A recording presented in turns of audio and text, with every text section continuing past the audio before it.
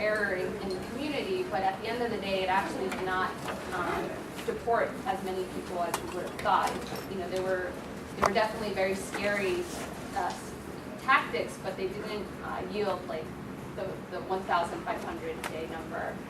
So what the Obama administration has done is shift strategies. So the way to reach this quota is to instead use every police officer as an extension of immigration and customs enforcement. And I want to explain a little bit of how that happens. So essentially, when you get stopped, when you get arrested, say you are driving without a license, which, you know, since undocumented folks can't get licensed, happens all the time. So you're driving without a license, the police officer stops you, decides to actually book you at a police station because can't figure out what your identity is, or you present a matrícula consular or something else that makes this police officer suspicious. And police officers, as we know, have a lot of discretion. So once your fingerprints are at this booking station, these get sent to the FBI, which has been happening, you know, for a long time now. It's a standard part of the criminal process. But now, what's changed and what's essentially revolutionized the entire immigration enforcement system is that now these fingerprints also get sent to immigration and customs enforcement. And it's important to note that this happens when you're just booked. You haven't seen a judge, you haven't been convicted of a crime. Doesn't matter if, oops, it turns out you're actually a domestic violence victim and you were wrongfully arrested in this dual arrest. Those fingerprints get sent, and once that process is triggered, there's nothing to stop it. So what we've seen is that every police officer, because of this fingerprint sharing process, because of this new technology, is essentially an extension of immigration enforcement. And this has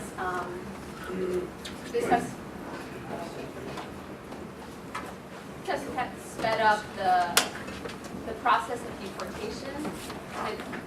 This technology has also allowed immigration enforcement to go to an unprecedented scale. So at some point we would say the border, you know, is in Arizona, it's in Texas, it's in California. Now we feel like the border is everywhere.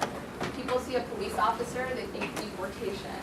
And it's justified because any contact with a police officer, because of the information sharing, because of the database systems, can lead to deportation. And of course, with the Obama administration has decided to call this mass, unprecedented deportation program is secure communities. Again, using this language that it makes us more secure to deport these people, right? And has called this smart enforcement. You know, we're not going to draw guns and do the raids and do the ski masks. We're going to just deport people at the most efficient way possible, using every police officer as an arm of deportation. And they also, you know, have done this in a way that's been through a lot of secrecy. So once we found out about the Secure Communities program, it was through articles in the newspaper. I opened the Washington Post, which is where I live in Washington, D.C., and I saw that D.C. was participating in this program. And immediately I thought, well, what's up with that? Like, D.C., since the 1980s, has been a sanctuary city. We don't do immigration enforcement. And I naturally asked a number of other organizers what was happening. We asked our council members, we asked our mayor. No one knew that the switch had been pulled. And it was unclear who had made that decision. So there was absolutely no public hearings, no public accountability. And there was, actually turns out that this program is not mandated by any kind of statute. There are actually no regulations governing the quote-unquote Secure Communities program. And as we saw later on, there were not even any clear policies. So we came together and we decided to do a campaign around the secrecy of all of this. And we decided to call it Uncover the Truth. So organizing through inquiry, just asking questions, what's going on here. We did litigation and organizing and communication strategy, which is how often NDLON does our organizing. We like to combine litigation and organizing. and decided to file public records requests in 14 cities to do public press conferences and to start demanding to uncover the truth of who was getting deported, who made these decisions, how can we get out of this program if we wanted to. We all kind of organized around this demand that we want to opt out of this program. And initially, this program was presented as a voluntary program. So in Washington, D.C., where I live, we were able to organize to get our city council members to be the first city in the country to reject the program. And then from there, our model has been to very much replicate local victories and to coordinate the local victories. So San Francisco followed, Arlington. But once we had enough of a critical mass of cities demanding, hey, we don't want to be part of this program, this is not part of, historically what we've done, and it's also undermining community policing, right? People don't want to talk to us because, justifiably they're afraid of being deported. So once we were able to get this critical mass of cities, the federal government makes an announcement. The Secure Communities Program has no opt-out. And this is a state-level decision. So if you want to opt out of the program, you really go to the state level. So we were able to go to scale. In some cities, some places we were able to do state-level campaigns. New York was actually one of the cities that decided that they didn't want to participate in the program, and that took a lot of pressure. But Illinois, Massachusetts, and New York, all three governors said we reject ESCOM, the Insecure Communities Program. And just about that time, it was the end of the summer, our organizing kind of crescendoed, there were mass protests. The administration announces, actually, there is no way to opt out of this program. Unilaterally, we've decided to make this program mandatory. It's not part of a law, but we don't care what you say, law enforcement, governors, cities. We're going to unilaterally get your fingerprints through the FBI and enroll this program out, which was very shocking, and it was, I think it deflated obviously the organizing efforts, because our goal was really to get local law enforcement to take a stand. It's immigration and customs enforcement historically has been a really bad target nationally, right? They're not accountable, they're hard to move, but we felt like, local vibrant campaigns that have local targets was really like a good hold for the immigrant rights movement, and a shift, like I mentioned, in this movement that had been focused for so long on a failed federal level policy. So they centralized our targets by saying there's no way you can opt out. We're the sole decision maker here. And I guess I just want to say that where we're at now is that we are trying to find whether we can challenge legally this decision for the federal government to unilaterally force this program on everyone. We are now shifting strategies into the way that jails turn people over to immigration enforcement, and the fact that there's ways that we can get around that. Essentially, cities do have a decision to make whether they're going to facilitate this deportation pipeline or not. They're called immigration holds. So taking the very similar model of local victories that get replicated, that get coordinated. And I guess I just want to end there. Well, as you can tell, this is really an extraordinary account, and it took courage and probably extreme hard work and risk to fight that way. Let me situate this in a more general context, and just as a premise, I have long thought that if we need to occupy one part of our government, it's the Department of Justice. I think Eric Holder is a decent man, and I think Obama, decent man. But the systematicity we're dealing with, which is not produced by them, is truly horrendous. Under the Patriot Act, the Attorney General can violate just about any law. So, for instance, this is under Ashcroft now. It's back to Bush, but we are still living with some of that legacy. The Department of Justice gave authority to localities to pass bills that allowed them to make arrests. The famous cowboy in whatever there in Arizona, he was one of them, but there are more. Almost 3,000 bills were passed in localities that allowed them to violate the law. For instance, raids at night in homes. It's illegal. But under Patriot Act, under a special bill, you can do it. The same thing with raids in factories. It's illegal. You cannot, without a warrant, without a specific name for the person. Now, the second issue that I want to mention, and that is what I was trying to say, that this is a kind of cancer that is spreading, because I know quite a few citizens who are in trouble. So there are three practices that are now thriving, and immigrants are first line for this abuse. One is, as I was mentioning, pre-trial solitary confinement. Out the window goes habeas corpus, one of the longest existing rights. You understand? This is serious stuff. The second one is simply unlawful detention. You're just detained. This has been happening a lot, and under these little bills, it doesn't quite look like it is unlawful. The third one, well, I know some of you in the room, is that you're told by the Department of Justice, basically, okay, you're now going to be under continuous surveillance. You live your life, you're under surveillance. And you cannot tell anybody. Not your family, not your friends, not your lawyer. We have an unknown number of these people in our country, right? So when we look at this extraordinary struggle in a sort of microcosm, though it is a multi-sided microcosm that we follow, we're looking at, and really at stuff that takes a lot of courage, besides the hard work that it is. And immigrants are in many ways, and immigration, you understand, is such a broad category. We're talking professionals, we're talking laborers, we're talking Muslims who have come with added vulnerabilities, etc., etc. But in many ways they are a forefront, including those who are citizens who are sitting in jail, waiting to get a hearing so that they can demonstrate that they are citizens. This is really bad stuff. And my question is, at what point does it really overstep, if you want, the target, which is often certain categories of citizens, and it sort of becomes a more widespread. Anyhow, we go to the next group, so Aggarwal and Donna and Nevel, who are working together in the Center for Immigrant Families.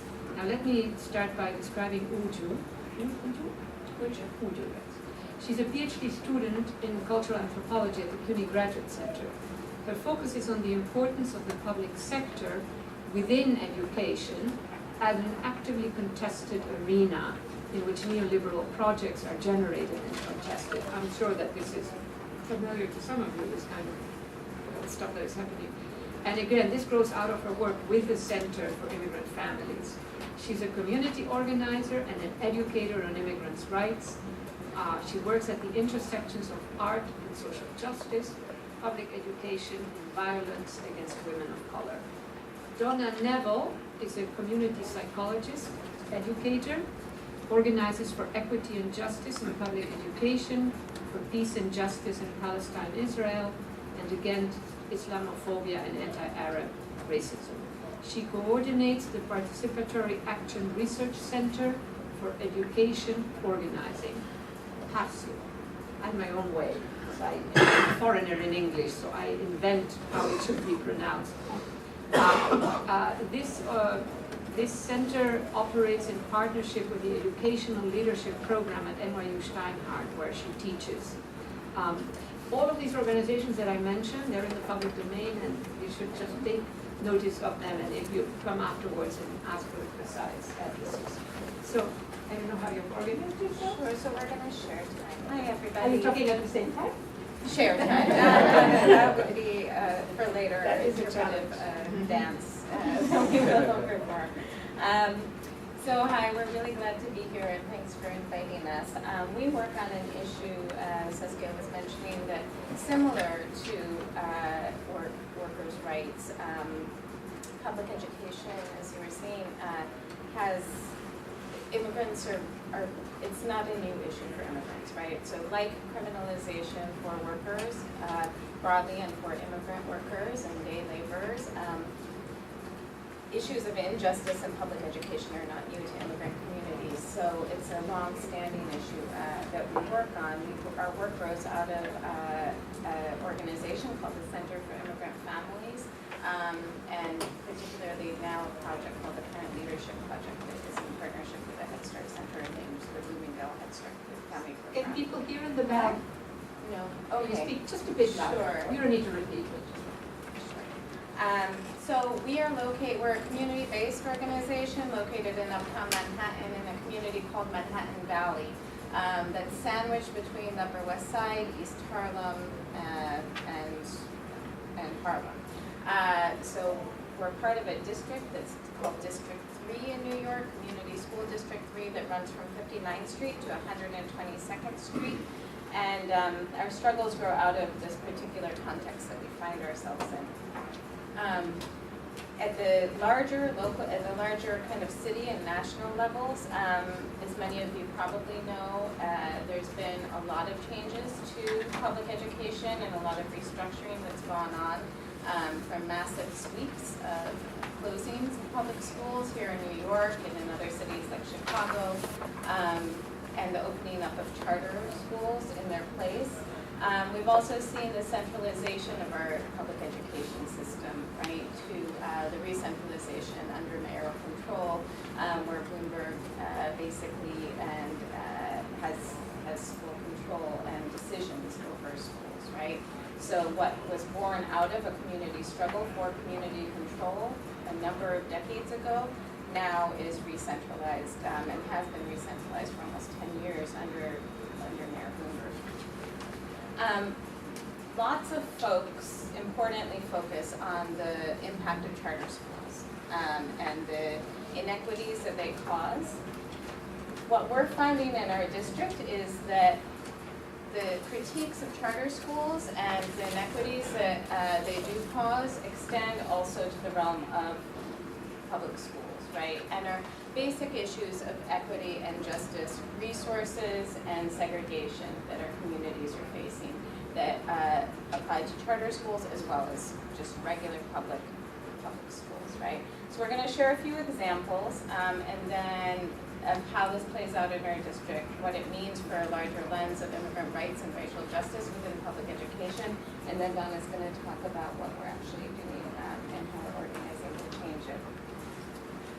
So in our community, in our district, which again, for those of you who know New York, spans a pretty diverse section, right? 59th Street to 122nd Street along the west side of Manhattan, has a lot of different communities within there.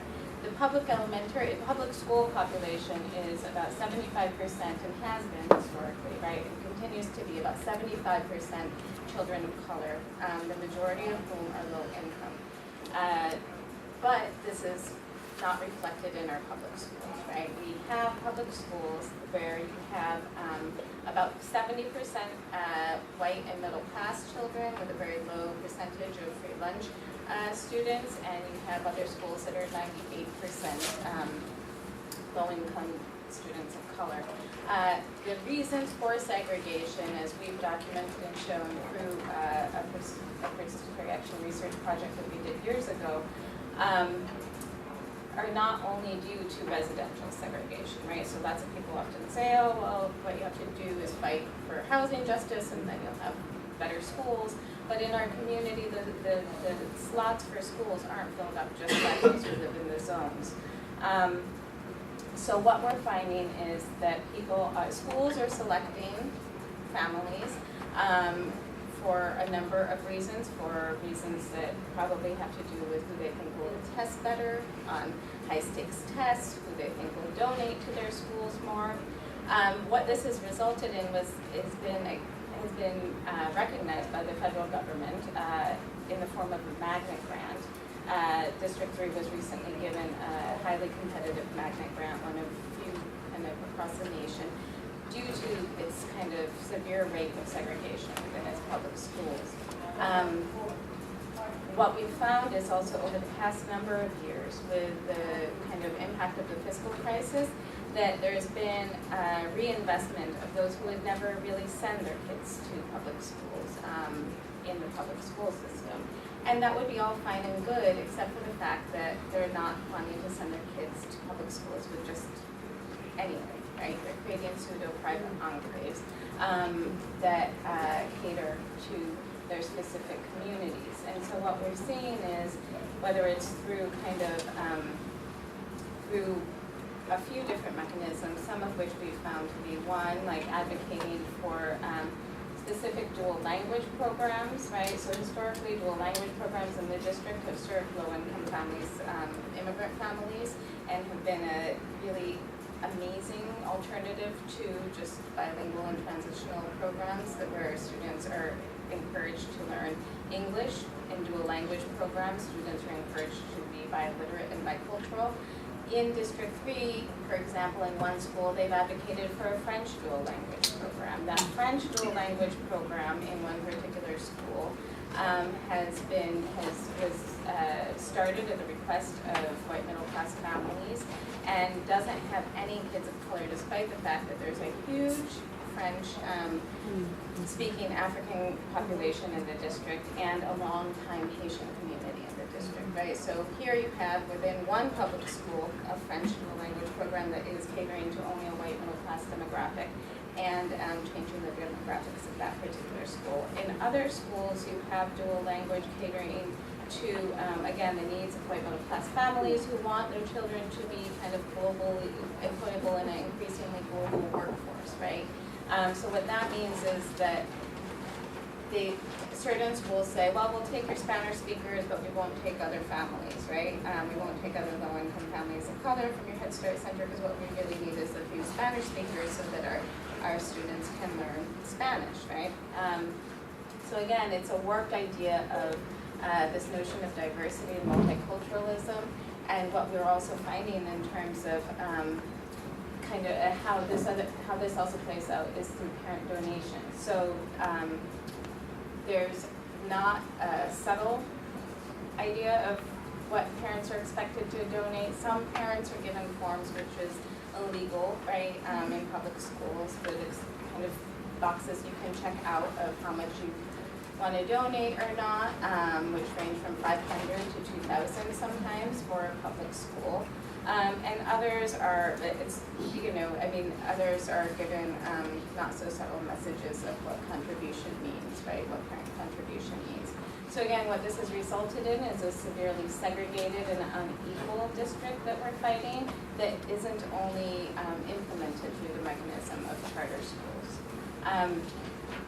And so for us, what it means, and Donna's going to talk about what we're doing, but for us what it means is that as we witness, right, the NYPD spying on Muslim, South Asian, and Arab students, right, through universities and through schools, as we witness a criminalization of immigrant students' cultures, languages, and communities in Arizona, we also witness the appropriation of immigrant cultures and communities in our district. And we see the fight as needing to really transform and take back our public schools so that they reflect, serve, and respect all families and communities, and that you don't end up with private enclaves, whether they be charters or whether they be public schools.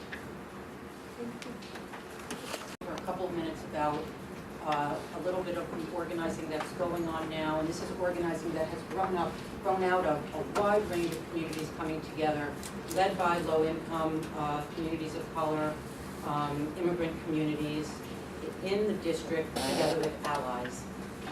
And one of the things that we've been calling for some time is something called community-controlled choice. And the reason we are calling for that is because we are concerned with real and genuine access to our public schools, that they really be public schools that serve all. And we're calling for, we want a public school system where, as is the case now, families aren't privileged because their first language is English, or they have wealth, or they're white, or they're privileged by the system in another way. And these aren't isolated, this is very systemic, it's built into the system. We want the schools to be truly public and to really serve to reflect our community. As Ujju said, we live in a district that's 75% low income and students of color, while many of our schools, you would think the district is primarily white and middle and upper income. We want schools, for example, where again, as Ujju raised the issue of dual language education, where dual language programs are created because they respond to a community need, of which there are many. for dual language programs. For those of you who don't know, we have over 70 dual language programs in New York City. What's happening in District 3 right now is that it seems that they're more to serve as enrichment programs for those who have created their own enclaves, rather than really thinking about what are the needs of the community and what are the needs of the many immigrant communities that live in our area. When we say access, we don't mean access as it is right now. Access if you have the ability to buy a co-op right near a particular school. But again, to look at what's needed in a district and to make sure that the schools are not accessible because of somebody's a particular privileging that one has. The co-op, we have met with real estate people who've said to us that one of the things that happens regularly is that parents will say, I want the co-op that will make sure I get my child into this school. And in our neighborhood now, these are co-ops going for well over $1 million. So it's also part of the process of gentrification in our community. So we've seen this emerging across the country, a call for community-controlled choice. Those are admissions plans that have equity and fairness as their first goal. You cannot get into schools based on who you know or how much money you can contribute. And they're about building community in a real and genuine way, where immigrant families and low-income families and families of color are able to enjoy the right to education that every child deserves. And just to end, it's really about, and I think as we were talking about, it's about reclaiming public education. It's about reclaiming the public good. It's about public education being inextricably linked to the struggle for immigrant rights and racial justice. So I'll stop here. Thank you very much. I would have the making of the equivalent of gated communities inside the educational system, including in the public schools. Is that correct? Because, and the second one is, of course, but when you say reclaiming education as a public good, we have lost education as a public good. Is that a fair capturing? Is there a third element that was in there? I'd just like to, is there a third element in your talk that you would like to emphasize in terms of how you were talking? I think one, just that it's also, I think as an immigrant rights struggle, and I think Donna was saying this as well, it's not a new issue. And I think one of the challenges for us, it's not new for immigrants, but it's also not new for poor people, or especially for communities of color. And so one of our challenges, as I think you all are framing your fight as well, as we fight for public education and immigrant rights within public education, we really have to locate this within the long legacy that it is part of, right? That is a struggle around racial justice and immigrant rights that are linked. And so really see not our struggles as isolated, but this is an opportunity to bridge our struggles and grow our movement in the broadest sense. So a third element would be that this is a long history, that it takes on specific features and strength, that are difficult to overcome in each period. And today it is marked maybe by these. I'm sure there is more. Thank you very much. Just, very strikingly, this is the resegregation of our public Of schools. course, it is. So that's, the key element, where in the 60s and 70s we fought for desegregation, now we have to fight for resegregation. But the mechanisms are, but what I also appreciated was that you are detecting certain mechanisms that I'm sure many people are not aware of. You see that you think, okay, the public schools are becoming, sort of impoverished, but what you're talking about is something else that is also happening inside the public system. It's a kind of gentrification, just to use a good kind of term. Now we're going to have questions at the end. So Camilo Godoy is here because he is also part of the immigrant movement, the international immigrant movement. And Tania Bruguera, some of you may know her. She is an artist and an actress, a very distinguished artist, so distinguished that right now she's having some sort of conference via Skype with Tate in London, one of the leading museums. Anyhow, we thought that, part of her work is to be a great, well-renowned artist, so we're not going to get upset about this, but congratulate her rather. So, and Tania, I have worked a bit with Tania. Tania has created this setup of Immigrant Movement International. And so it's how did you say it? I am international, right? I am international, Immigrant Movement International. I am international, which is beautiful. I think that is just beautiful.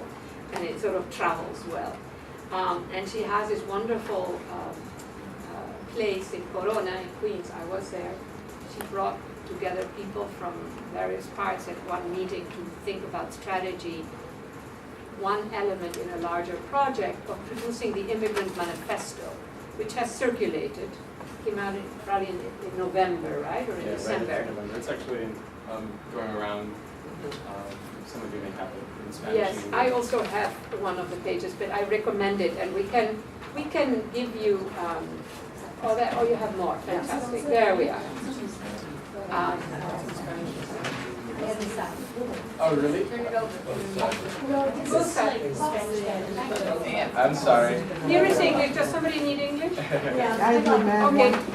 There might be some in English. There is a website also that at some point, at the end, we can get website. Let's see. So, One more English back here? One more English?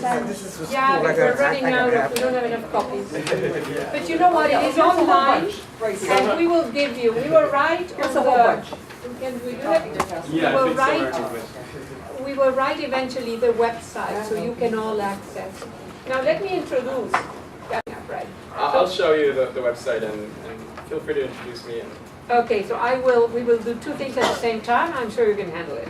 So Camilo Godoy is a migrant from Colombia who arrived to the US 12 years ago at the age of 10. I'm reading his description, all right, that he sent to me. I'm not presuming here. No, 12 years ago, at the age of 10, with his twin sister, to reunite with his mother. Now this is, of course, the kind of immigration history that we have all encountered. Camilo is a fourth-year student, pursuing more than one degree, evidently, at the New School here in New York. His academic research, art practice, and social activism concern the politics of deportation and citizenship in the US in the aftermath of the so-called war on terror, some of the issues that we have also touched on here. He's currently a staff member of Immigrant Movement International. I Am International is committed to celebrating and building a new cross-national immigrant community by engaging local immigrant community groups and political organizations through a series of public workshops, classes, events, and actions. It's open access and open source. So anybody who wants to participate, you're welcome. And participation matters because that's sort of the open source spirit. Okay. Camilo. Yeah, well, thank you so much for inviting Tania in our project. And unfortunately, she cannot make it. There were some unexpected hurdles. But maybe we could just, she likes to engage audience members when she talks, and she comes from a performance background. And our project is situated in Corona, Queens. So maybe we could just read like the first 3 lines of this manifesto. Whether it's in Spanish, try it. If you can't speak Spanish, but just read it. So all together, perhaps we can read it. Yes. We have been called many names: illegals, aliens, guest workers, border crossers, undesirables, exiles, criminals, non-citizens, terrorists, thieves, foreigners, invaders, undocumented. Our voices converge on 3 principles. 1, we know that international connectivity is the reality that migrants have helped create. It is the place where we all reside. We understand that the quality of life of a person is contingent on migrants' work. We identify as this project the engine of change. 2, we are all tied to more than one country. The multilaterally shaped phenomenon of migration cannot be solved unilaterally, or else it generates a vulnerable reality for migrants. Implementing universal rights is essential. The right to be included belongs to everyone. We have the right to move and the right to not be forced to move. We demand that the same privileges as corporations and the international elite, as they have the freedom to establish themselves whether they can choose. We are all worthy of opportunity and the chance to progress. We all have the right to a better life.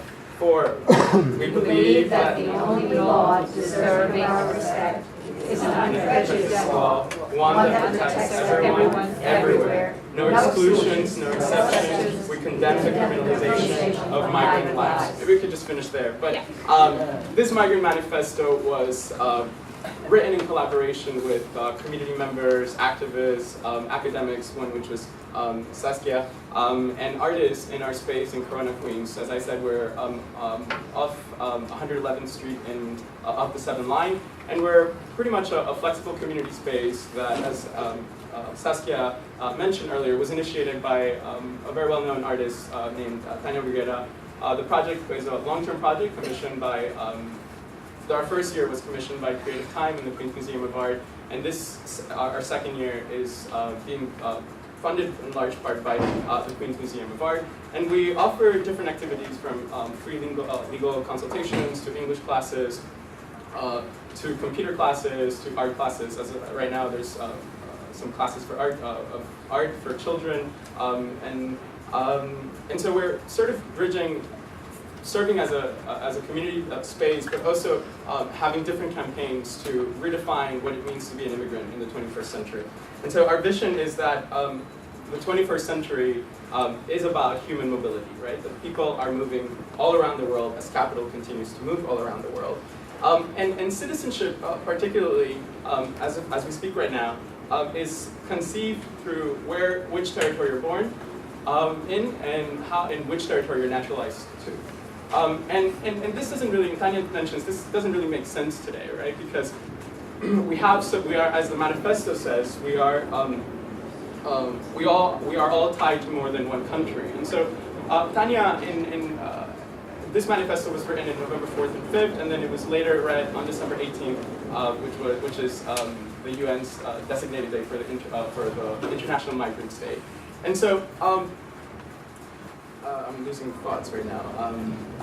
So we all belong more to one country. We all belong to We're one all more citizens. country. All immigrants are citizens. Yeah, exactly. And so on December 18th, we read this speech, this manifesto at near actually where we are, near City Hall, where we joined the Occupy Wall Street immigrant rights group. And in that speech, Tania talks about the notion of the citizen today, and that the citizen is not someone who belongs to a specific territory or who belongs to a specific legal system, but rather that is a person who is a contributing member of the society. And that is what immigrants are here today, that immigrants are contributing members of this community, regardless of our immigration status. And so December 18th, we read this manifesto, and there was a call of action to bring artists together to represent immigration issues in their work. It was also a call for activists to gather around the world. We had about 203 actions happening all around the world at 2 p.m. where artists, activists, community members, allies read this manifesto in different parts of the world to bring attention to the challenge of the migrant today.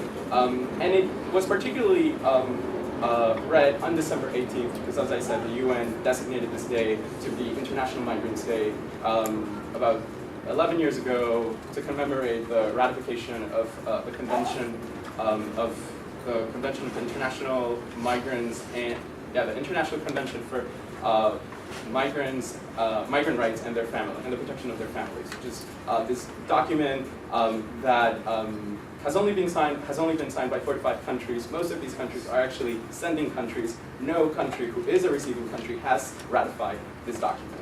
And so different organizations, one particular one is December 18. It's an organization that tries to sort of bring attention to this day on December 18th to talk about migration as a global phenomenon. Unfortunately, December 18th it's right before the holidays, so not a lot of people are thinking about immigrant issues on that day. However, many organizations like Immigrant Movement International in alliance with the Occupy Wall Street immigrant rights group, we read the speech and then this manifesto and allowed artists and activists to express the challenges of the migrant by reading this manifesto and doing different actions in different parts of the world. Some of the actions consisted of an artist in Italy walking in circles reading this manifesto as he stepped into the Atlantic Ocean and out of the Atlantic Ocean. Italy would not be the no, Mediterranean. the Mediterranean, I'm sorry. That body of water in that specific location of the world.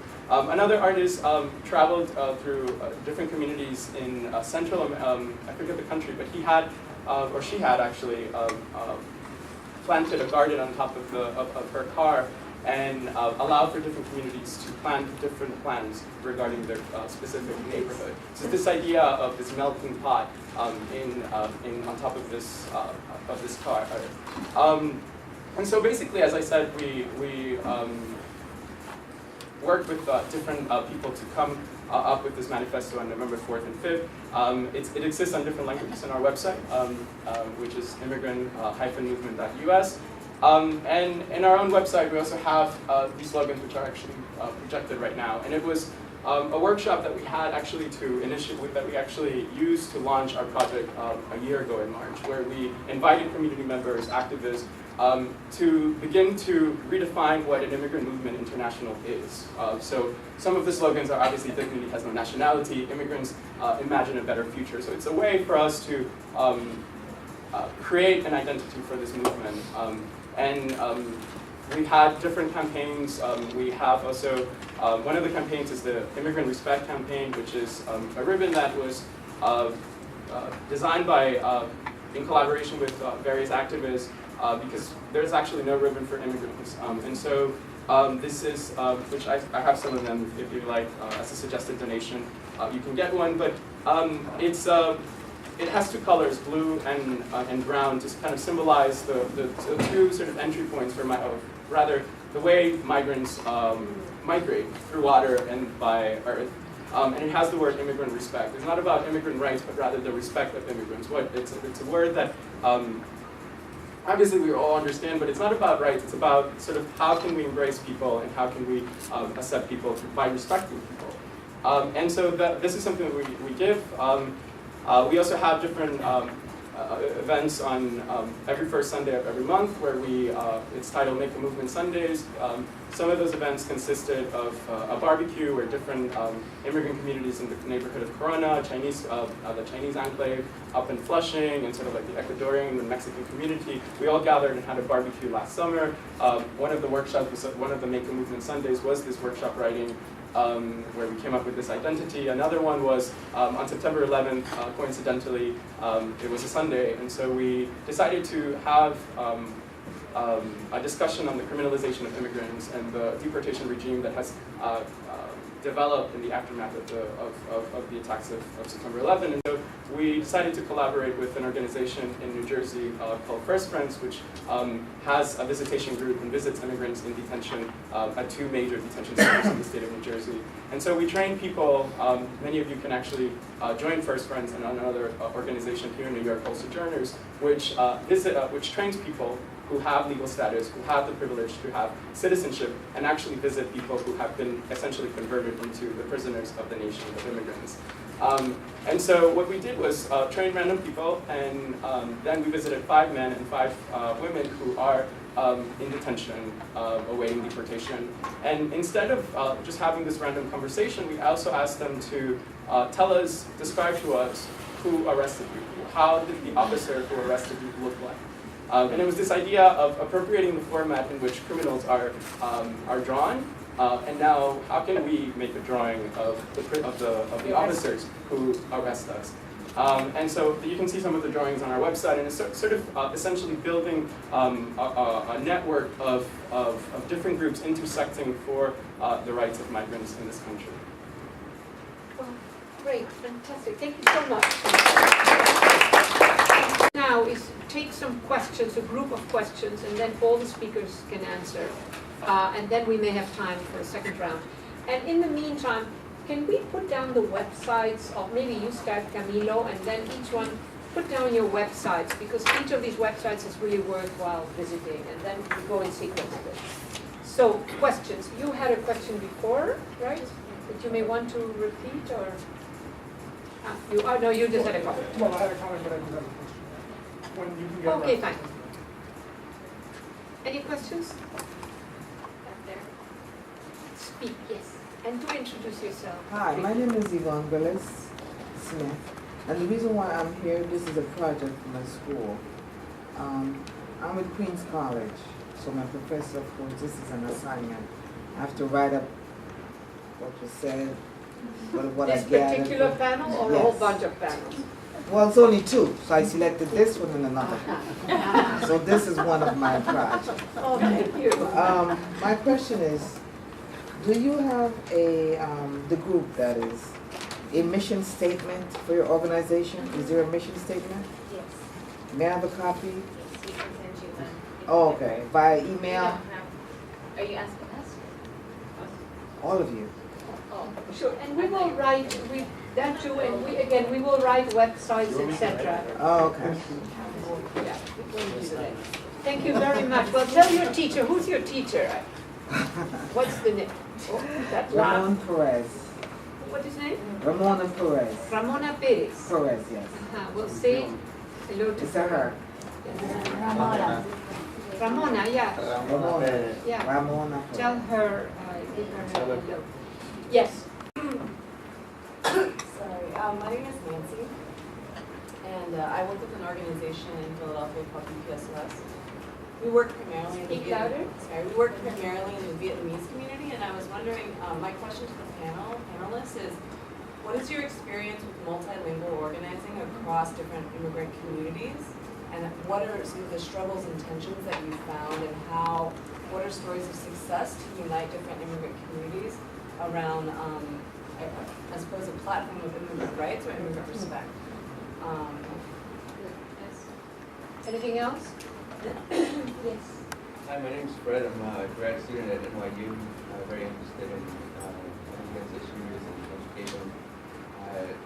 My question is primarily to Sarahi. I'm working with the New York Dream Coalition, looking at for undocumented students. For everyone's not familiar, it's extending the tuition assistance program to undocumented students to have access to financial aid to go to college, right? So the movement's having a lot of challenges that are similar, I think, to the workers' rights movement in terms of the funding that goes from corporations like the CCA to lobbyist groups. I think the American Legislative Executive Council that you're probably familiar with, and just trying to follow the money to see really what we're up against and how campaign contributions are influencing those policies and those decisions. I'm wondering what kind of strategy do you kind of propose, or are you guys working on to combat that kind of money? And do you see that those kinds of campaign contributions influencing states other than Arizona, Colorado? What do you think about the state of New York? A final question? Yes? Hi, I'm Carol Barton. I'm with the Immigrant Civil Rights Initiative for United Methodist Women and also part of the National Network for Immigrant and Refugee Rights. And I don't know, I have too many questions. One, I was struck when Carlos, when you said that you are talking about respect, not rights. And I'm curious because I don't see them as mutually exclusive. You had just talked about the December 18th campaign, and certainly the lens that the National Network uses is to try to affirm that the treaty and affirm the rights framework, which has been dismissed since 9/11, and so I was kind of curious about juxtaposing those two. And then I was also struck from the conversation just how much the linkages are between the privatization of the prison and detention system and the privatization of public education, which in both cases have been coupled with militarization. And you mentioned that how in both cases those become bridges for African American citizen communities and new immigrant communities. So it's more of an observation, I think, that came out very clearly, that there are places for linkage with education that I hadn't thought of coming from the immigrant rights movement. So thank you for that. Very good. We'll take the other questions later. Let's just have this first round so that we don't lose it. You want to start, Sarah? Sure. So in terms of following the money, so our organization has mainly focused on the federal government, on local and state governments as campaign targets, but I agree that there is, I think, a real need within the immigrant rights movement to diversify our targets to include corporate targets. There is a campaign right now focused on CCA, the CCA Corporation, and Wells Fargo, and Wells Fargo having a lot of stock in CCA and how that helps expand the prison industrial complex, but also immigrant detention. I think using the boycott would be, we used it in Arizona against SB 1070 and the hate legislation there, and it proved to be super successful. But having like a very focused target, and again, in the immigrant rights movement that hits the money, right? Hits them where it hurts. And then in terms of the criminalization frame, I think within the immigrant rights movement there is this shift in having like a broader understanding and placement of a movement within the racial justice context.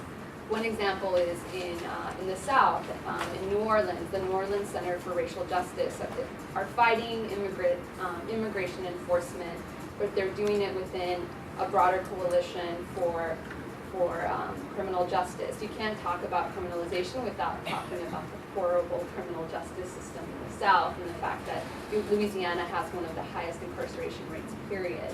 So this coalition was able to, post-Katrina, reduce the size of their jail, and it was very much this unity between the immigrant community and African American community. And I must also just admit that I think for immigrants, we're still kind of stretching. Like, we're not all there and understanding like the longer legacy of criminalization in this country. So you'll often hear people saying, "Well, I'm not a criminal," and it's like a very kind of slow and painful process, and folks to understand. Well, they have rights too, and you have to kind of understand like the broader system here. So that's an interesting trend, but also like on a personal level, it's also been this transformative thing to kind of understand this on a much bigger scale. Well, I guess one of the things in terms of the linkages as well is that, as you were saying, in terms of secure communities, has used this language of safety, right? Reform within education reform, right, has used this language of accountability and choice to say that we're finally going to make your schools have not been serving you well. The federal government has failed you. Now you'll have choices, right? You'll have options. You'll have accountability. And what we've seen with the centralization of mayoral control, as well as with the changes that we have been able to fight for and win in our district, is that they've similarly undone them, right? And so now we're in a position to fight again, and as Donna mentioned, making it into or joining a much larger national movement where we're also fighting at the local level. In terms of the multilingual question, I think, tell me if I think that lots of schools end up fighting around multilingual. Their struggles end up being multilingual, right, by nature of who's there. And then I think another example is we'll probably work with in terms of Domestic Workers United as a very strong multilingual campaign and membership, and so they're a good example of that. Yeah, and I'll talk about what you've raised, the sort of relationship between rights and respect, and why we decided to sort of write Immigrant Respect in our ribbon. And it's essentially, it was a conversation with community leaders in our space. And it was more about how can we introduce migration differently, not about this sort of rights-based conversation, but about really the dignity, the necessity to respect immigrant lives. It's not about them over there, but rather it is about those of us who are wearing the pin in our the decisions that we make in our everyday to respect and embrace the lives of migrants and the rich diversity that we are fortunate to live in. So that's. It's almost as if respect might be more foundational then rights maybe, capture some of that in the sense that two strangers encounter each other. What do you know? Who's a citizen of what, etc. But there is a certain code. All right, you had somebody in the back, right? To get back to the question on privatization of prisons and the privatization of education, I was wondering if you're comparing how charter schools are being policed in terms of having police forces in them versus the public schools in them. To recruit prisoners? Given guaranteed Well, I mean, occupancy? No, I'm making a joke, but we'll get to that. That's right. It's not funny, it's the biggest, Yeah, I know it's the not funny. fastest growing connection to populations in the adult jails, and it's, they're making connections, it's what's happening in the schools. You know that one judge went to jail finally, huh? Yeah. You know what we're talking about, that for years now, sort of, not clandestine, but a bit secret, not openly. There were these informal agreements to guarantee occupancy by the justice system to private prison managers. And so now, finally, Freedom of Information Act, etc., a lot of that stuff has come up. And one judge had a trial, is going to jail. He literally had agreements with private prisons to send people. And there is actually now, it turns out, a contractual arrangement between judiciaries at various levels and private prison managers. And this is a new generation, because now with Obama and with this administration, building more prisons and more private prisons and guaranteed occupancy.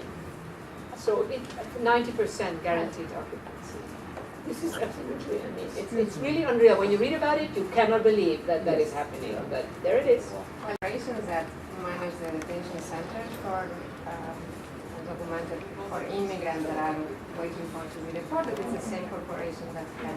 It's the same corporation. That's another. And they did a lot of money because they were very broken. They were building more prisons, expecting to have more prisoners, and they lost a lot of money. That's and right. This, when they received Guaranteed. the contract, Exactly. yeah. That is where the guaranteed occupancy probably comes out of it. No, but this is absolutely beyond. Anyhow, you had a question in the back. You have a comment for Yes, I want you to clarify something for me. Did you just say that a judge had a contract with prison managers, to supply them with prisoners? Yes, yes. Exactly. And one judge has gone to jail and more will for doing this. Kids. And I guarantee these were the blacks and Hispanics. Of course, kids. of course, yes. And what is, Putting my pieces together, honey. No, and the form that it takes, you see, is easier sentencing for prison, more flexible conditions, and secondly, longer sentencing. Because what you were talking about, Marcela is that at one point, for instance, there was a crisis maybe 3 years ago here in upstate New York, because a lot of people had filled out their sentences. There were up to 10,000 people that were going to it. It's like running a motel. You need to fill those beds if you're a private prison. But it is absolutely a degradation of the notion of a prison system, et cetera, et cetera. Can I just add to that? There's a new memo that's just come out, I think, last month, by CCA to some 40 states trying to privatize state prisons. Exactly. Where they would ask Republican-controlled state houses to privatize and include as part of the law guaranteed, 90% guarantee occupation for 20 years to come. Yes. So it was just defeated in Florida last month. Right. But it's now going to be on the agenda of, just like breaking public unions, it's going to be the agenda of the state legislature to write that into law. Yeah. And it's happening right now. No, this is truly, and it has existed. Remember the 3 strikes and you're out? Mm-hmm. Hey, that was a bonus. Now, in the meantime, taxpayers struggling to pay for prisons, you know what I mean? Because that money comes from somewhere, by the way. Whether it's public or private prisons, it's our taxpayers' money. Were we asked if we agree with it? No. So, that is why these micro acute stories really fit into a much larger, extremely disturbing trend.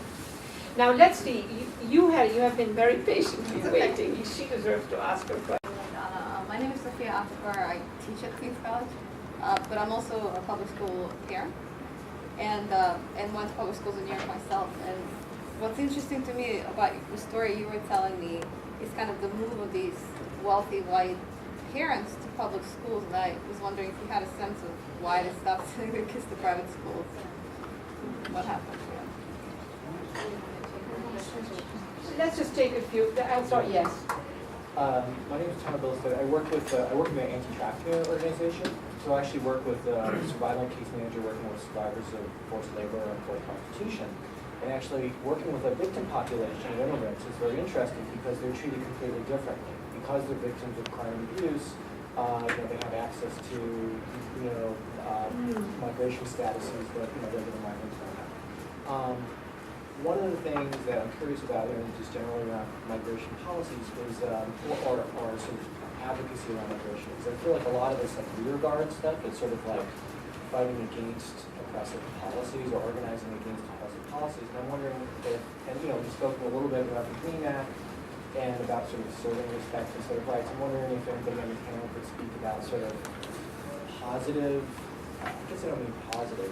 We can try. Yeah, I guess I mean positive efforts to sort of reframe the debate around migration, reframe the legitimacy of borders, and those kinds of issues. Yeah. So, all right, shall we pick up? And again, Camilo, we want to start with you, and you could directly address, because in a way, what Immigration International is doing is aiming at a constructive engagement, recoding the elements so that it's not them and us, sort of overriding. Yeah, I mean, our title, as you pointed out earlier, comes down to I am international, right? And this idea of how can we identify all of the bodies that are actually international and that actually do not identify as immigrants. And so Tania comes from the initiator of this project comes from an artistic practice, right, where a lot of artists are international but are not identifying themselves as immigrants, right? And that also comes from the academic practice where academics travel all over the world, write books about immigration, but actually don't identify as migrants in some instances. So it's this idea of how can we create a new identity in the 21st century of the migrant, right? That we are actually, if capital is global, then people are also global, right? And this notion of the citizen, right? Of how can we reconceptualize citizenship in the United States and all over the world. That it is not about the territory to which you're born or how you're naturalized to that specific territory, but rather that how are you a contributing member in this community, right? That and it comes down to immigrant labor, right? That the fact that you work for 15, 20 years and you're not a citizen, right? But that you have built a lot of the structures that exist in this city and all over the country, right? So I think that's how we're trying to bridge those two relationships of the privileged immigrant and the perhaps not so privileged immigrant, right? And our space has had that conversation through not only the production of this document that you have in your hands, which was bringing activists, community leaders, people from the community, academics and artists, and also a conversation on useful art and stuff. So yeah, we're actually thinking of a really broad relationship with immigration. So can the three of you now briefly address, because I think you raise a very important question, how do we find, so yes. So just on that question. Just on that question, I think one of the things for us so our work grows out of, again, an organization called the Center for Immigrant Families. It's currently collaborating with the Head Start Center. As the Center for Immigrant Families, our name came from not a notion of traditional family, but a notion of family as extended community and support system, something that people often lost when migrating here. And so our notion of fighting for public education is one that goes beyond just fighting for your own kid, right? To seeing a community as responsible for the entirety of its children and that the schools have to respect and reflect the entire community, and it's not just about fighting for your kid or making sure that your kid is advocated for, but seeing a community responsible for its entirety.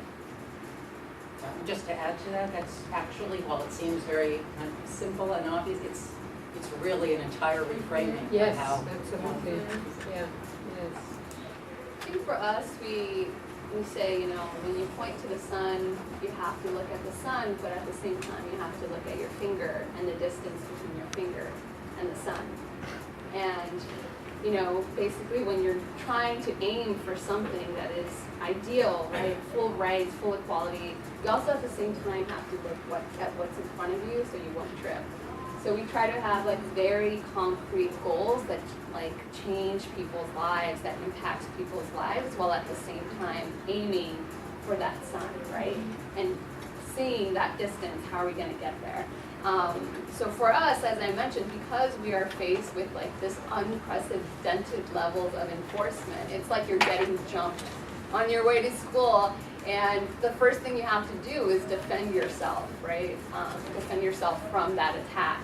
What we've been doing is building what we call barrio defense committees, like taking this super local approach of these committees that are formed in different neighborhoods. They really have sprung up in Arizona, Tennessee, Georgia, not surprisingly some of the worst places.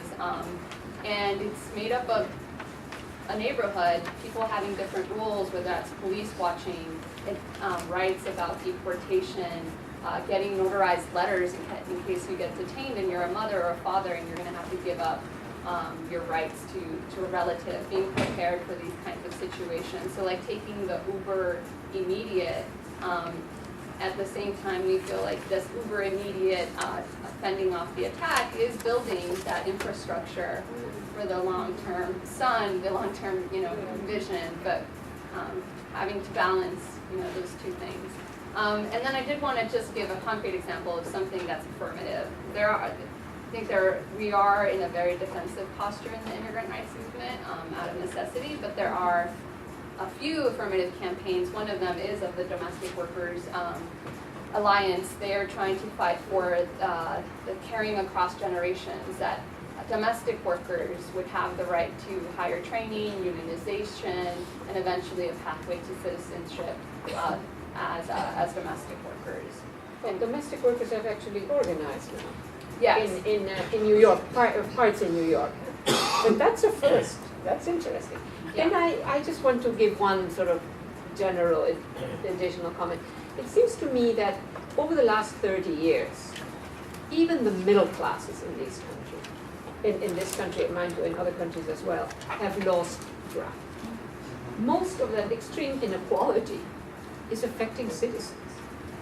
Most people who are imprisoned, actually, as you brought up, are citizens. They are blacks, they are Latinos, they are citizens.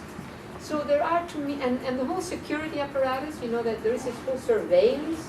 I don't know if anybody saw the map, that 10,000 sites plus around the country, which concentrate enormous surveillance and analysis capacities. It's for our protection, we the citizens. So we are all under surveillance for our protection. We are all suspect. And I think that one of the contributions of Occupy Wall Street has been this famous poll that came out about 2 months ago. For the first time in the history of polling in this country, 70% of your average American burger, I never am asked for a poll, but I know who they are, anyhow, said, yeah, there is a bit too much inequality in this country, and yeah, let's tax the millionaires. Now, that's a very mild little thing in there, but I think the ground is shifting. Look at Greece. Greece is an extreme version, Spain, etc. And I think that eventually this division between citizen and immigrant, the way we are experiencing it right now, it's going to get a bit more diluted because both groups, I don't mean us here, but you know, those who are really a bit anti-immigrant, they will have experienced enough inequality, enough abuse of the legal system. I mean, that is a bit of a fantasy, I realize, but structurally, but structurally speaking, I think that beneath the heightened racisms and divisions and politics of difference, structurally speaking, we are approximate. And you know, if you look at the data, 50% plus of households in this country have lost ground. And that includes a lot of middle class people. That's mostly citizens. So, you know, anyhow, now, yeah. So there were some other questions that you want to answer. question too is that, you see, it's not just about students, which of course we're experiencing every day, but it's families and parents. It's about who's considered, I mean, when you talk about the secure communities and safe communities, it's about who people feel they not only want their kids to go to school with, but who they then want to be going to their PTA meetings with, who they want to have their kids, whose houses they want their children to go to. And so it's part of what we're saying a lot is we want a public school system that serves all our families from every background and every community, but not in separate enclaves, that we have to be part of a public school system together. And I think what Ujju was saying is true, is that because it's so built in now, that people are allowed, communities are allowed to come and say, we want our enclave, and whether it's through discriminatory testing processes or a lack of accountability, certain interview or portfolio processes that go through, for example, kids who go to schools where they have guidance counselors who spend weeks working with them to get them into, it's like a funnel from elementary to middle school to high school. So it's not really a process. So it's a sustained process that enables families to pretty much create these enclaves in the public school system. And I think it's part of, I think that's why the importance of these movements being linked is really fundamental. Because it's the criminalization of communities in that way, and about who deserves. I mean, it's really, and the one thing I also want to add is that many people who consider themselves progressive or radical, when it comes to where their children go to school, instead of thinking about what's right for a community, it's like, I want to get my kid into the best school possible, without really taking in what are the consequences of that, and who's being impacted about it, and how does that really, in some ways, fundamentally oppose to everything else you say you support in your family, in your life. Because I think it is interesting to hear like how in the education context these warped use of terms, and we definitely see that with immigration enforcement. And just to share like one example of that, there was this grandma in Langley Park, Maryland, who her daughter had to report to immigration enforcement. When she was visiting her daughter who was in immigration detention, they actually started questioning the grandma about her immigration status, and now she's in immigration.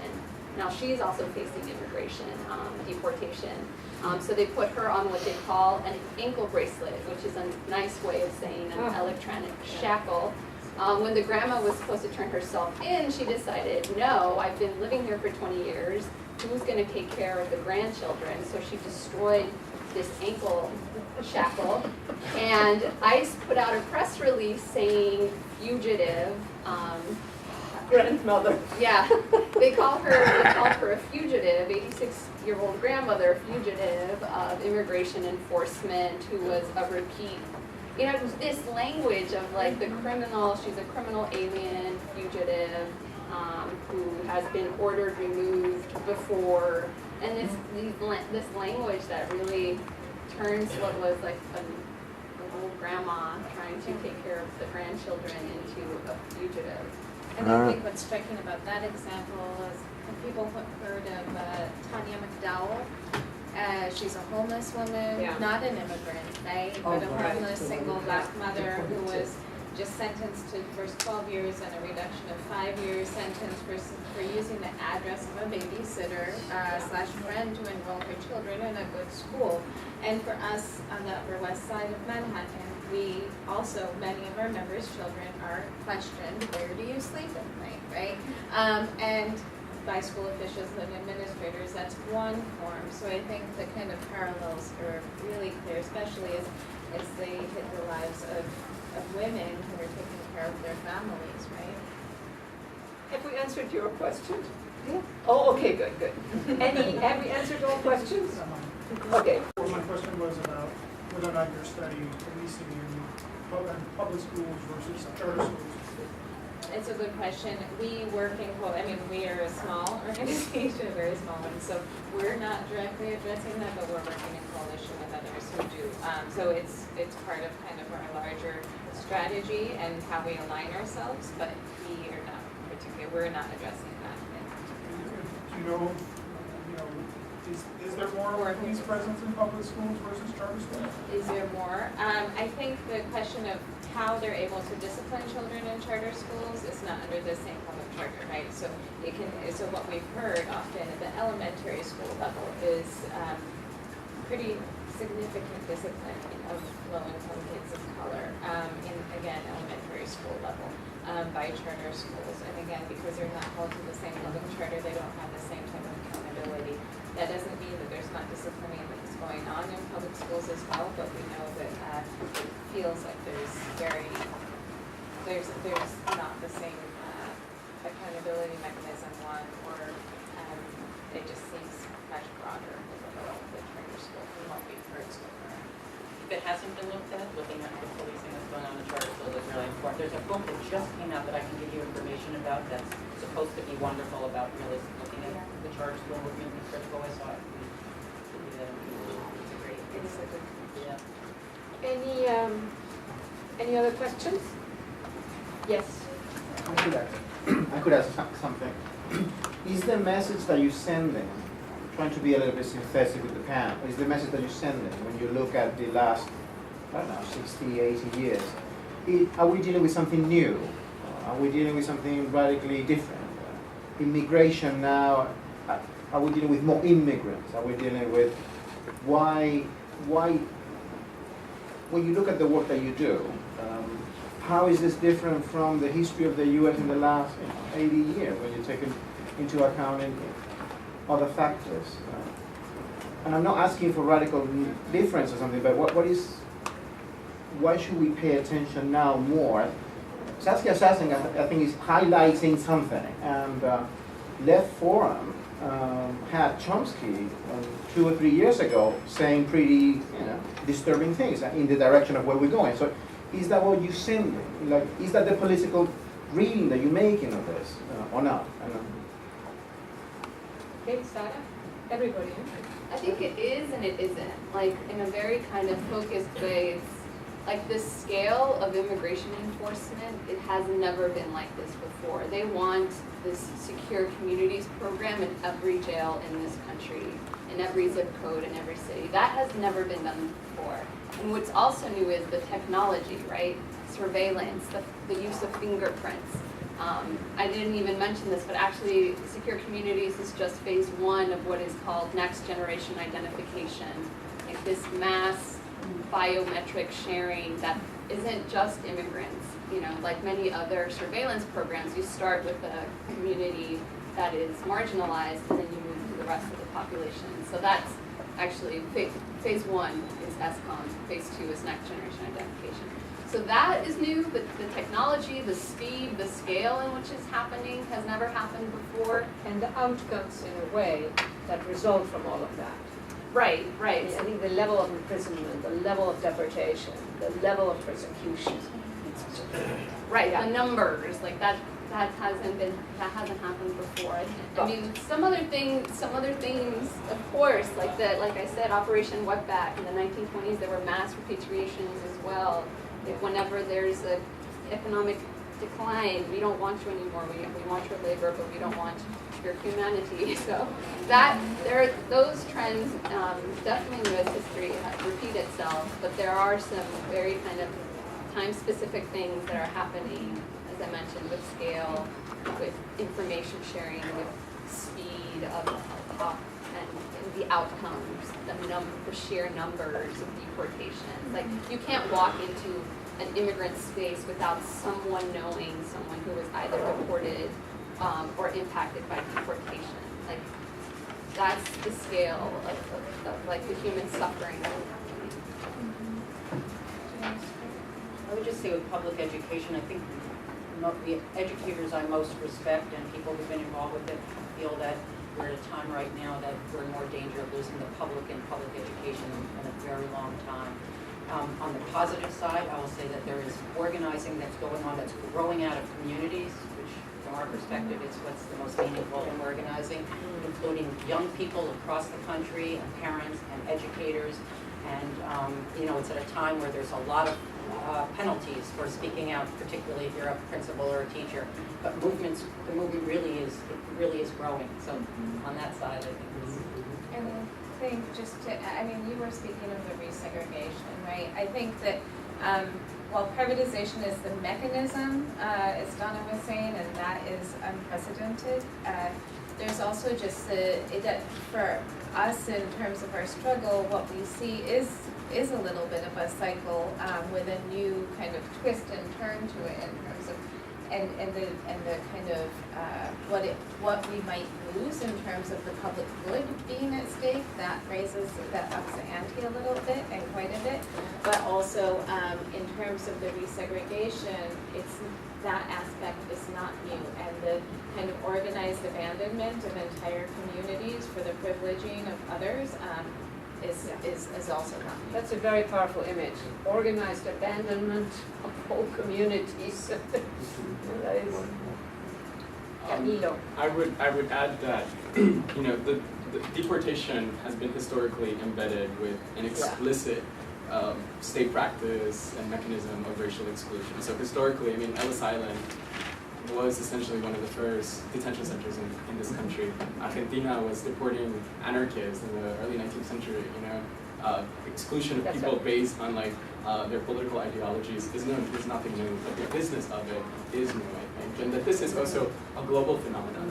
Detention and deportation of people in this country is no different than the deportation that's taking place in Australia or in Italy, and the detention of migrants all over the world, right? So that we're dealing with not a U.S. phenomenon, but rather that migration is global and is a global phenomenon, and the detention and deportation of migrants is essentially global and is a business at the expense of intense human suffering. Yeah, it is a business, and all the technology. Technology These is are not on our all side. incentives. These are all incentives for business. Now we have a question there. Yeah, I just think on the educational, the public school thing as a person who had kids in public school in Brooklyn back in the 80s. And I do think that you're right about the resegregation has just been something that was very, just walking into a school and what you look like and whether you have a job or not, a principal would decide where to put your kids in terms of it being, the stratification of different classes. So I think that is not new. That's been going on a long time. What I think really is new and really scary is, the high stakes testing and the this horrible kind of onslaught against teachers and what they're saying and whether their students get grade, kind of how well they do on the tests in terms of whether the teacher still has a job or, that's really outrageous, and that's very scary. It's very centralized. That's what I see as being new as far as from a generation ago. And the other thing that I really, really agree with you is the only thing that is going to change this is an incredible, massive social movement. It's the only thing, because even though, I voted for Obama and I had hope for change, all that stuff, clearly this is just, it's really outrageous, and it's not going to stop because it's systemic.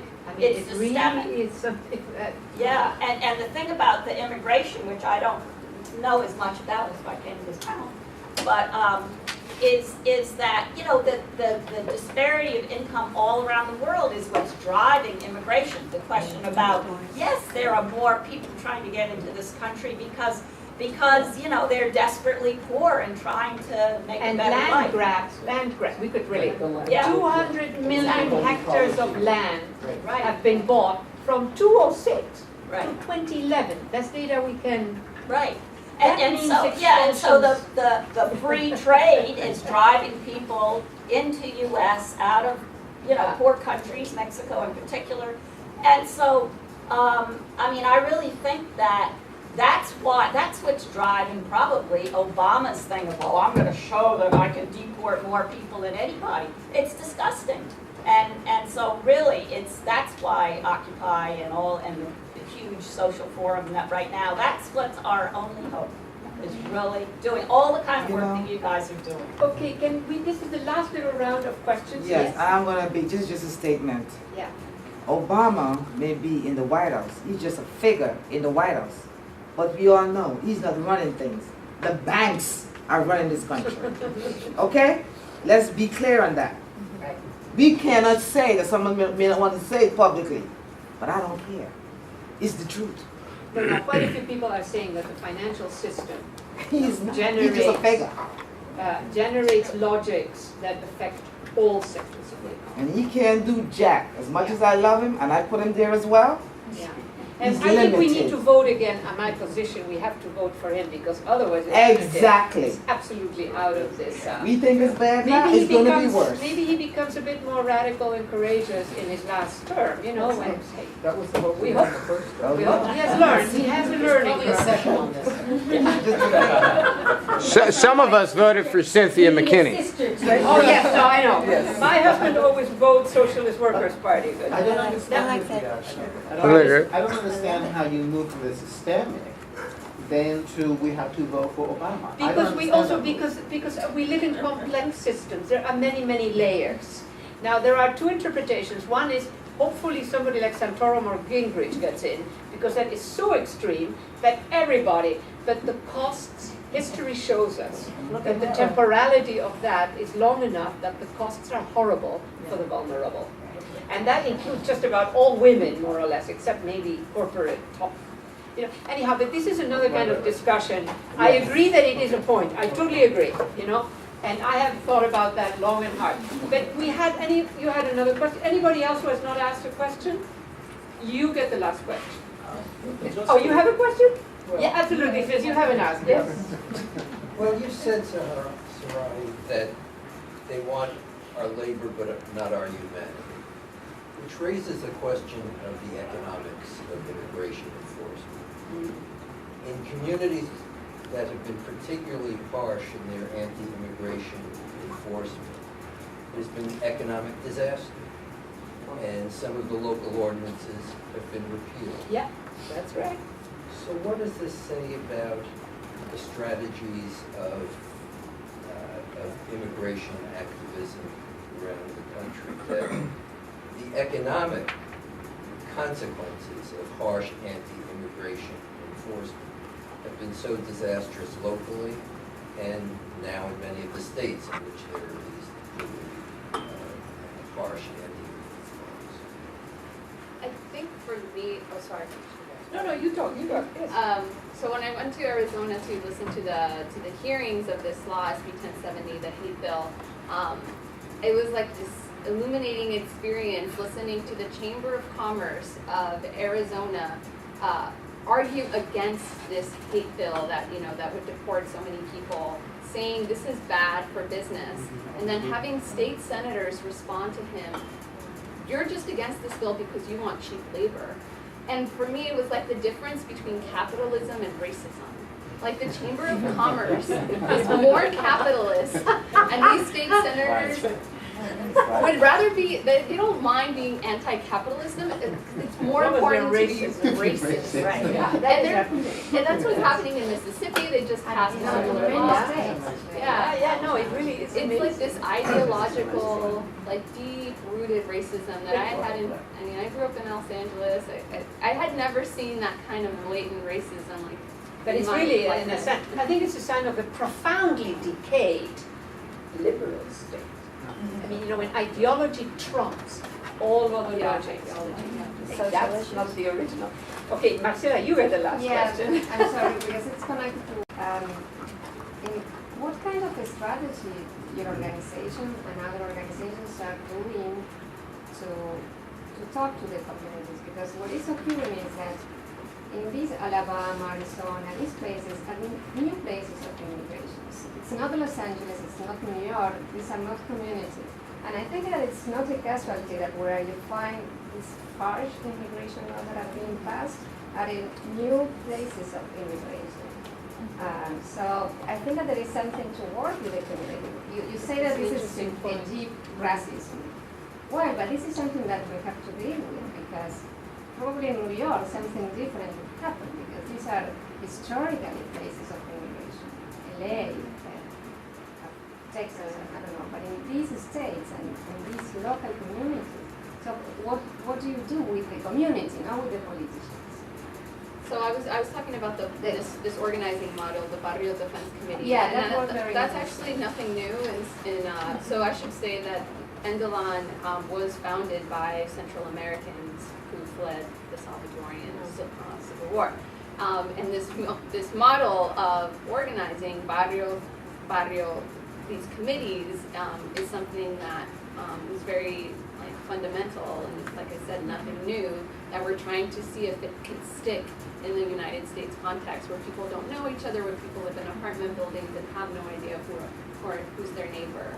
So going to trailer parks in the South, and also just the challenges of doing rural organizing versus urban organizing, and having people come to these asambleas, learn about their rights, get to know their neighbors, and then have people have like weekly meetings in their homes in these different places, and have networks of alerting people when something's going to happen, when there are checkpoints. And it's really, right now it's at this level of more of like self-defense and preparing for the terrible, but it's trying to use these little committees. Like in Georgia, they have a number of different committees across the state to fight against the state level anti-immigrant bills, and the mobilizations that happened in Arizona, 500,000 people marching against that hate legislation was like fueled through those barrio defense committees. So getting water, like for the march, like the barrio defense committee is doing that, getting the word out about the march. That it was like these little networks of people.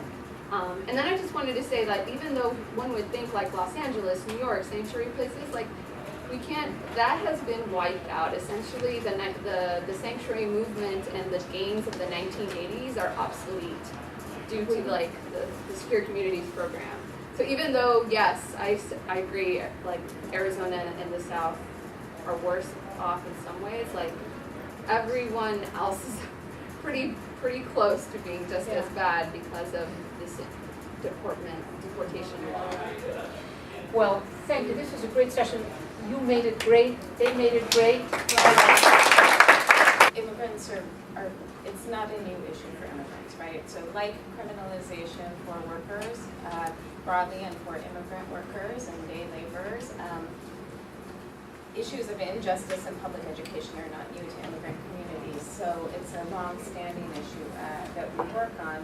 Our work grows out of an organization called the Center for Immigrant Families, and particularly now a project called the Parent Leadership Project that is in partnership with the Head Start Center and the Bloomingdale Head Start Family Program. Can people here in the back?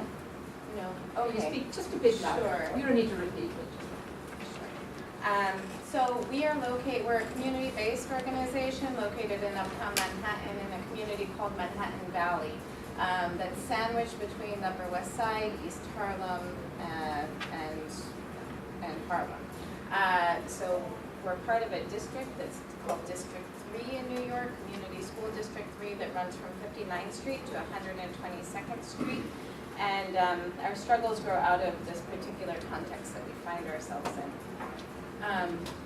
At the larger kind of city and national levels, as many of you probably know, there's been a lot of changes to public education and a lot of restructuring that's gone on, from massive sweeps of closings of public schools here in New York and in other cities like Chicago, and the opening up of charter schools in their place. We've also seen the centralization of our public education system, right, to the re-centralization under mayoral control, where Bloomberg basically has full control and decisions over schools, right? So what was born out of a community struggle for community control a number of decades ago now is re-centralized, and has been re-centralized for almost 10 years under Mayor Bloomberg. Lots of folks importantly focus on the impact of charter schools and the inequities that they cause. What we're finding in our district is that the critiques of charter schools and the inequities that they do cause extend also to the realm of public schools, right? And are basic issues of equity and justice, resources and segregation that our communities are facing that apply to charter schools as well as just regular public schools, right? So we're going to share a few examples, and then of how this plays out in our district, what it means for a larger lens of immigrant rights and racial justice within public education, and then Donna's going to talk about what we're actually doing and how we're organizing to change it. So in our community, in our district, which again, for those of you who know New York, spans a pretty diverse section, right? 59th Street to 122nd Street along the west side of Manhattan, has a lot of different communities within there. The public school population is about 75% and has been historically, right? And continues to be about 75% children of color, the majority of whom are low income. But this is not reflected in our public schools, right? We have public schools where you have about 70% white and middle class children with a very low percentage of free lunch and enroll this program out, which was very shocking, and it was, I think it deflated obviously the organizing efforts because our goal was really to get local law enforcement to take a stand. It's immigration and customs enforcement historically has been a really bad target nationally, right? They're not accountable, they're hard to move, but we felt like, local vibrant campaigns that have local targets was really like a good hold for the immigrant rights movement and a shift, like I mentioned, in this movement that had been focused for so long on a failed federal level policy. So they centralized our targets by saying there's no way you can opt out. We're the sole decision maker here. And I guess I just want to say that where we're at now is that we are trying to find whether we can challenge legally this decision for the federal government to unilaterally force this program on everyone. We are now shifting strategies into the way that jails turn people over to immigration enforcement, and the fact that there's ways that we can get around that. Essentially, cities do have a decision to make whether they're going to facilitate this deportation pipeline or not. They're called immigration holds. So taking the very similar model of local victories that get replicated, that get coordinated. And I guess I just want to end there.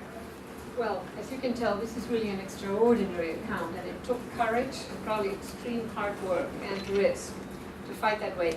Let me situate this in a more general context, and just as a premise, I have long thought that if we need to occupy one part of our government, it's the Department of Justice. I think Eric Holder is a decent man, and I think Obama, decent man. But the systematicity we're dealing with, which was not produced by them, is truly horrendous. Under Patriot Act, the Attorney General can violate just about any law. So, for instance, this is under Ashcroft now. It is back to Bush, but we are still living with some of that legacy. The Department of Justice gave authority to localities to pass bills that allowed them to make arrests. The famous cowboy in whatever they're in Arizona, he was one of them, but there are more. Almost 3,000 bills were passed in localities that allowed them to violate the law. For instance, raids at night in homes. It's illegal. But under Patriot Act, under a special bill, you can do it. The same thing with raids in factories. It's illegal. You cannot, without a warrant, without a specific name for the person. Now, the second issue that I want to mention, and that is what I was trying to say, that this is the kind of cancer that is spreading, because I know quite a few citizens who are in trouble. So there are three practices that are now thriving, and immigrants are first line for this abuse. One is, as I was mentioning, pre-trial solitary confinement. Out the window goes habeas corpus, one of the longest existing rights. You understand? This is serious stuff. The second one is simply unlawful detention. You're just detained. This has been happening a lot, and under these little bills, it doesn't quite look like it is unlawful. The third one, well, I know some of you knew. It was through articles in the newspaper. I opened the Washington Post, which is where I live in Washington, D.C., and I saw that D.C. was participating in this program. And immediately I thought, well, what's up with that? Like, D.C., since the 1980s, has been a sanctuary city. We don't do immigration enforcement. And I naturally asked a number of other organizers what was happening. We asked our council members, we asked our mayor. No one knew that the switch had been pulled. And it was unclear who had made that decision. So there was absolutely no public hearings, no public accountability. And there was, actually turns out that this program is not mandated by any kind of statute. There are actually no regulations governing the quote-unquote secure communities program. And as we saw later on, there were not even any clear policies. So we came together and we decided to do a campaign around the secrecy of all of this. And we decided to call it Uncover the Truth. So organizing through inquiry, just asking questions, what's going on here. We did litigation and organizing and communications strategy, which is how often NDLON does our organizing. We like to combine litigation and organizing. And decided to file public records requests in 14 cities to do public press conferences and to start demanding to uncover the truth of who was getting deported, who made these decisions, how can we get out of this program if we wanted to. We all kind of organized around this demand that we want to opt out of this program. And initially this program was presented as a voluntary program. So in Washington, D.C., where I live, we were able to organize to get our city council members to be the first city in the country to reject the program. And then from there, our model has been to very much replicate local victories and to coordinate the local victories. So San Francisco followed, Arlington. But once we had enough of a critical mass of cities demanding, hey, we don't want to be part of this program, this is not part of historically what we've done, and it's also undermining community policing, right? People don't want to talk to us because, justifiably they're afraid of being deported. So once we were able to get this critical mass of cities, the federal government makes an announcement. The Secure Communities Program has no opt-out. And this is a state level decision. So if you want to opt out of the program, you need to go to the state level. So we were able to go to scale. In some cities, some places we were able to do state level campaigns. New York was actually one of the cities that decided that they didn't want to participate in the program. And that took a lot of pressure, but Illinois, Massachusetts, and New York, all three governors said, we reject ESCOM, the Insecure Communities Program. And just about that time, it was the end of the summer, our organizing kind of crescendoed, there were mass protests. The administration announces, actually, there is no way to opt out of this program. Unilaterally, we've decided to make this program mandatory. It's not part of a law, but we don't care what you say, law enforcement, governors, cities. We're going to unilaterally get your fingerprints through the FBI. Terror in the community, but at the end of the day, it actually did not deport as many people as we would have thought. They were definitely very scary tactics, but they didn't yield like the 1,500 a day number. So what the Obama administration has done is shift strategies. So the way to reach this quota is to instead use every police officer as an extension of immigration and customs enforcement. And I want to explain a little bit of how that happens. So essentially, when you get stopped, when you get arrested, say you are driving without a license, which, since undocumented folks can't get licensed, happens all the time. So you're driving without a license, the police officer stops you, decides to actually book you at a police station because can't figure out what your identity is, or you present a matrícula consular or something else that makes this police officer suspicious. And police officers, as we know, have a lot of discretion. So once your fingerprints are at this booking station, these get sent to the FBI, which has been happening, for a long time now. It's a standard part of the criminal process. But now, what's changed and what's essentially revolutionized the entire immigration enforcement system is that now these fingerprints also get sent to immigration and customs enforcement. And it's important to note that this happens when you're just booked. You haven't seen a judge, you haven't been convicted of a crime. Doesn't matter if, oops, it turns out you're actually a domestic violence victim and you were wrongfully arrested in this dual arrest, those fingerprints get sent, and once that process is triggered, there's nothing to stop it. So what we've seen is that every police officer, because of this fingerprint sharing process, because of this new technology, is essentially an extension of immigration enforcement. And this has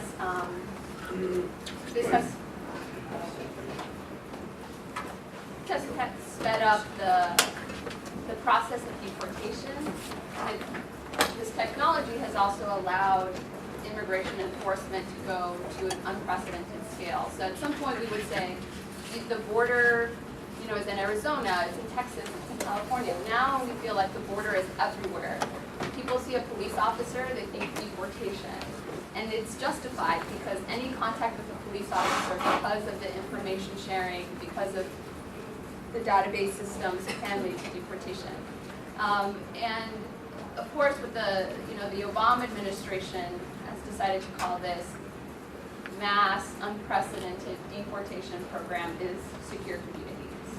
Again, using this language that it makes us more secure to deport these people, right? And has called this smart enforcement. We're not going to draw guns and do the raids and do the ski masks. We're going to just deport people at the most efficient way possible, using every police officer as an arm of deportation.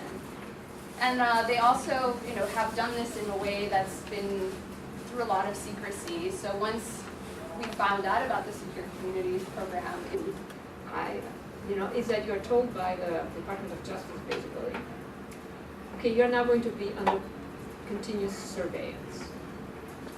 You live your life, you're under surveillance. And you cannot tell anyone.